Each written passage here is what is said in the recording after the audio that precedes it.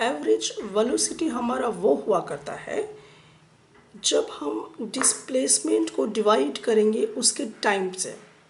तो हम डिस्प्लेसमेंट और टाइम को डिवाइड करेंगे तो मुझे एवरेज वेलोसिटी मिल जाएगा। एवरेज वेलोसिटी को इंडिकेट करने का तरीका होता है कि आप v लिखकर उसके ऊपर इस तरह से बार लिख दीजिए, तो ये हमें एवरेज वेलोसिटी दे देगा। अब इस एवरेज वेलोसिटी को ज़्यादा क्लैरिटी करने के लिए क्वेश्चंस हम लोग क्रैक करते हैं। आप यहाँ पर देखिए एक स्टेटमेंट बोला गया है, a body can have zero velocity. एक बॉडी है जिसके पास जीरो एवरेज वेलोसिटी है but not average speed. But जो एवरेज स्पीड है वो जीरो नहीं होगा। अब इस पर कमेंट करना है कि कैसा बॉडी है जिसका एवरेज वेलोसिटी जीरो है लेकिन उसका एवरेज स्पीड जीरो नहीं है। तो ये स्टेटमेंट अपने आप में ट्रू है। अब ये कैसे होगा थोड़ा ध्यान से देखिए। तो हम लोग यहाँ पर क्या देख सकते हैं कि एवरेज वेलोसिटी निकालने का तरीका total displacement by total time होता है और एवरेज स्पीड निकालने के लिए total distance by total time हुआ करता है। फ़र्क दोनों में क्या है, इसमें डिस्प्लेसमेंट का जिक्र हो रहा है और इसमें टोटल डिस्टेंस का जिक्र हो रहा है। अब देखिए इसको एक एग्जाम्पल के थ्रू समझा जा सकता है कि आप एक सर्कुलर ट्रैक लीजिए। अगर सर्कुलर ट्रैक में कोई पार्टिकल पूरी तरह से एक चक्कर एक रिवोल्यूशन कंप्लीट करके यहाँ पहुँच गया, तो अगर आप यहाँ पर देखें कि इस तरीके से यहाँ आकर यहाँ पहुँच गया, तो अगर मैं इस पे बात करूँ, एवरेज वेलोसिटी की बात करूँ, तो एवरेज वेलोसिटी में आपको क्या डिमांडिंग है, टोटल डिस्प्लेसमेंट। तो टोटल डिस्प्लेसमेंट मतलब कि final position minus initial position upon time interval चाहिए। अब देखिए कि फाइनल पोजीशन क्या हुआ, फाइनल पोजीशन इसका वहीं से वहीं आके रुक गया और इनिशियल पोजीशन भी वहीं रह गया, तो दोनों इक्वल था। तो जहाँ से जो चीज़ शुरू होता है और वहीं पे ख़त्म हो जाए तो डिस्प्लेसमेंट क्या होता है, जीरो। तो यहाँ पर हम देखेंगे कि हमारा डिस्प्लेसमेंट जीरो हो गया, तो एवरेज वेलोसिटी भी हमारा जीरो हो गया। अब रहा बात एवरेज स्पीड का, तो एवरेज स्पीड में हम क्या देखते हैं कि मुझे टोटल डिस्टेंस चाहिए अपॉन टोटल टाइम। तो टोटल डिस्टेंस कितना होगा, तो टोटल डिस्टेंस हम देख सकते हैं कि अगर कोई पार्टिकल यहाँ से यहाँ मूव किया तो ये सर्कमफ्रेंस के बराबर होता है, दैट इज़ 2πr के बराबर होता है। तो हम जब इसको करेंगे that is 2πr upon time, तो हमारा एवरेज स्पीड क्या हुआ, जीरो तो नहीं हुआ लेकिन एवरेज वेलोसिटी ज़ीरो हो गया ड्यू टू डिस्प्लेसमेंट। अब इस क्वेश्चन में देखिए कि एक कार है और वो कार इतना डिस्टेंस कवर करता है दिल्ली से लेकर अंबाला तक और ये चल रहा है नॉर्थ डायरेक्शन में, जिसको टाइम लगता है 5 आवर्स का। मुझे कैलकुलेट क्या करना है, एवरेज वेलोसिटी क्या होगा। तो देखिए एवरेज वेलोसिटी निकालने का फॉर्मूला हमने देखा था कि average velocity is equal to displacement upon time होता है। तो डिस्प्लेसमेंट अगर हम देखें कि डिस्टेंस तो इतना दिया हुआ है 200 किलोमीटर और ये दिल्ली से अंबाला जा रहा है नॉर्थ डायरेक्शन में, तो ये हमारा क्या होगा, डिस्टेंस प्लस डायरेक्शन डिस्प्लेसमेंट बन जाता है। तो डिस्प्लेसमेंट हमने कितना पुट किया, 200, और टाइम कितना लगा, तो टाइम हमारे पास 5 आवर्स लगता है। जब हम दोनों को डिवाइड करते हैं तो फाइनली हमारा आंसर ये आता है। तो इस तरीके से हम लोग क्या कर सकते हैं, एवरेज वेलोसिटी को निकाल सकते हैं। एक और बेहतर सवाल हम यहाँ पर देख सकते हैं।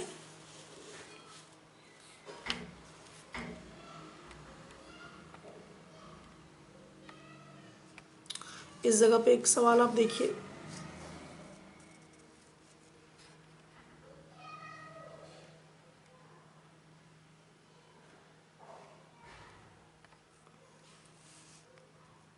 तो यहाँ पर क्या क्वेश्चन कहता है कि एक पार्टिकल है जो एक्स एक्सिस पर मूव कर रहा है और वो टाइम लेता है t1 मतलब 2 सेकेंड, और फिर वो पोजीशन बदलता है x1 यानी कि 3 मीटर वो तय कर लेता है 7 सेकेंड्स में। यहाँ पर देखना क्या है कि 2 सेकेंड में एक पार्टिकल का पोजीशन 3 मीटर बदल जाता है और 7 सेकेंड में इसका पोजीशन 18 मीटर हो जाता है। तो आपको पता करना है कि एवरेज वेलोसिटी क्या होगा। तो ध्यान दीजिए कि हमने एवरेज वेलोसिटी का जिक्र किया हुआ है, तो डेल्टा एक्स मतलब कि चेंज इन पोजीशन हो रहा है। ये डेल्टा का क्या मतलब होता है, इसका मतलब कि हमारा जो पोजीशन है वो बदल रहा है। तो देखिए पहला वो पोजीशन कितना चलता है 3 मीटर, उसके बाद कितना चलता है 18 मीटर, तो बदलाव तो आ रहा है पोजीशन में। तो हमने इसको क्या कर लिया, ये फाइनल हो गया पोजीशन और ये पोजीशन हमारा इनिशियल हो गया। तो final position minus initial position, यहाँ से हमें डिस्प्लेसमेंट मिल गया, दैट इज़ 15 मीटर। अब टाइम इंटरवल को थोड़ा सा चेक कर लिया जाए, तो देखिए जब 3 मीटर चलता है तो 2 सेकेंड लगता है, तो टाइम हमारा एक यहाँ पर है और एक टाइम यहाँ पर है। तो हम t2 माइनस t1 करेंगे तो 7 माइनस 2 दैट इज़ 5 सेकेंड्स होंगे। और एवरेज वेलोसिटी निकालने का फॉर्मूला होता है चेंज इन पोजीशन या डिस्प्लेसमेंट अपॉन टाइम। तो डिस्प्लेसमेंट मुझे कितना मिला 15 और टाइम मुझे कितना मिला 5, डिवाइड करेंगे तो 3 मीटर पर सेकेंड हमारा आएगा। तो दैट्स द क्लियर पॉइंट। अब एक नेक्स्ट क्वेश्चन की तरफ आते हैं।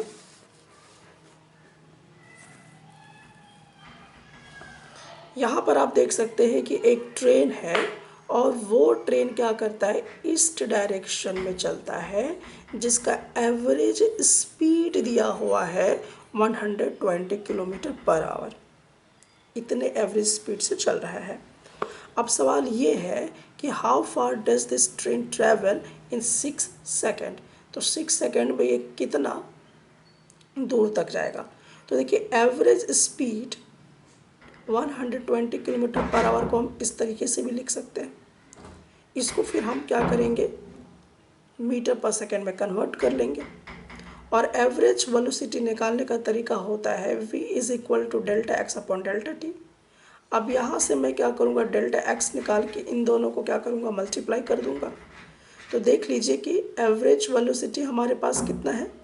तो एवरेज जो हमारे पास है स्पीड, ये हमारे पास इतना है, तो हमने वो रख दिया और टाइम को रख दिया, तो हमें इस तरह से मिल जाता है कि कितना दूर तक क्या होगा, दैट इज़ 200 मीटर।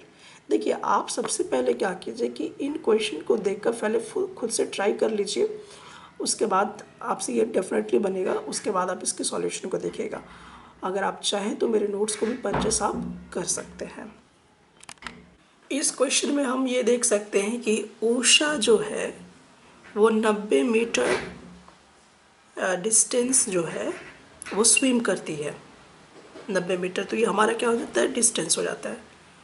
और वो क्या करती है कि 180 मीटर 1 मिनट में कवर करती है स्विम करके, वन एंड से अनदर एंड तक। और फिर ये क्या करती है, वापस आ जाती है उसी स्ट्रेट पाथ से। तो अब आपको इसमें 2 चीज़ निकालना है। एक तो आप देख रहे हैं कि एवरेज स्पीड को कैलकुलेट करना है, जैसे कि आप देख रहे हैं कि एक आपको एवरेज स्पीड कैलकुलेट करना है और दूसरा एवरेज वेलोसिटी कैलकुलेट करना है। तो यहाँ पर ये दोनों क्वेश्चन मिलकर आपको बहुत अच्छा एक अंडरस्टैंडिंग दे सकता है कि एवरेज स्पीड क्या होता है, टोटल डिस्टेंस में टाइम, और एवरेज वेलोसिटी क्या होता है, टोटल डिस्प्लेसमेंट में टाइम। अब चलिए इस क्वेश्चन को हम लोग सॉल्व करते हैं और देखते हैं क्या होता है। देखेंगे, पहले निकालेंगे इसका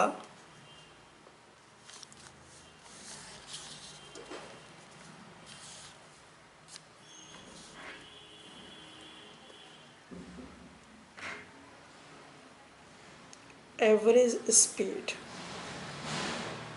एवरेज स्पीड निकलता कैसे है, दैट इज टोटल डिस्टेंस